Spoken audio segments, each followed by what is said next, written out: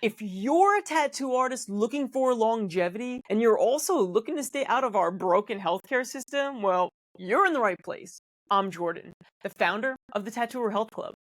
I'm bringing over a decade's worth of experience to pull back the curtain on our broken healthcare system so that you can be empowered to extend your career and tattoo at your best. And I'm doing that with the Tattooer's Guide series. So let's get started. All right, guys. Now, before we get started, I'm going to remind you and ask that you please hit that subscribe button, hit that like button, because I know you're going to like what's coming, but you might forget to do it. So do it now for me quick. All right. I appreciate you and I acknowledge your time and for us to share space together right now. We're going to start K-taping for the thumb. Let's get it, guys.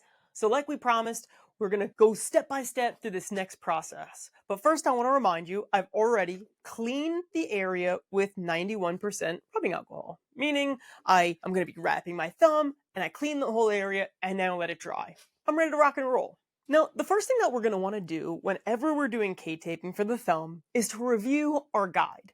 The guide that goes along with the exercises or with the K-taping are super effective to get it done quickly and easily. If you haven't already checked out my video on factors and how to get the most out of your K-tape, go watch that video now because you're going to be missing a huge component. If you have, let's get started. For this first K-taping, we're going to make it really easy. You're only going to need one strip.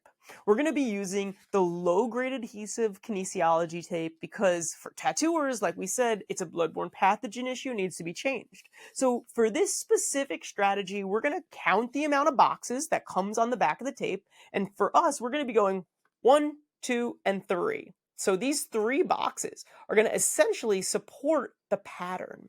We're going to take the boxes and cut them along the solid blue line or red line, whatever is on the design on your personal tape. I'm going to go ahead and use some spring-assisted scissors, so your palm is going to do all the work. So if you do have thumb pain already, it's not going to be a problem. First thing that I want to do is I'm going to make sure that my scissors are nice and clean, nice and sharp, so they cut the tape smooth. Like we said, we need 3 large boxes to create our first pattern in step 1.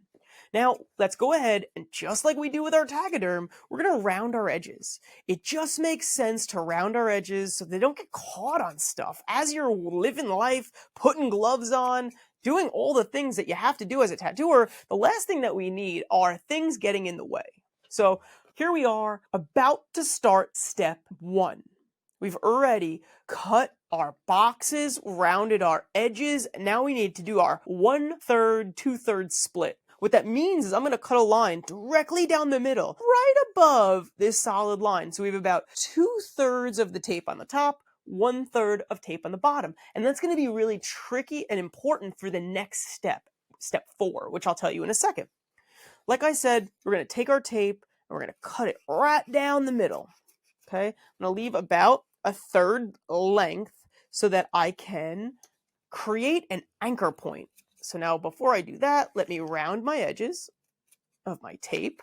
And what's going to happen here is at this point, you should have basically a Y pattern tape with a bifurcation in the middle, 2 rounded edges, and a rounded bottom. This is going to be the pattern that's going to support the thumb. But first, before we get there, we need to do some prep. So what I mean by that is this snap and fold trick. This snap and fold is a valuable piece of information that most therapists don't even know. So hear me out when you say this. Boom. This is important. Hear me out. Like I said, it's valuable. This is going to be the anchor point that's going to connect to the hand in the process of the application. So let's rock and roll. Let's keep doing. So what we're going to do is we're going to go right to our next step in the direction guide. So we're about ready for step 5. What this is going to be is a direct application. We're going to be placing the Y where it bifurcates right above this joint. And the reason we want to do that is because we want to make sure that we have space to go around the thumb, but also support the joint as we need it. What I'm going to do now is I'm going to actually create my second anchor point. So my first anchor point has already been applied, right? So I'm going to pull it straight down over the skin, and I'm going to apply it slowly and smoothly and methodically. Now, this is where it gets tricky. You can see this bottom joint is supported. Yes, that's part of your thumb. This joint is not yet, but we will get to it in a second. So what we're going to do is we're going to back this piece out to make space for our first wraparound tail. We're going to wrap this tail around with very minimal tension and just let it rest.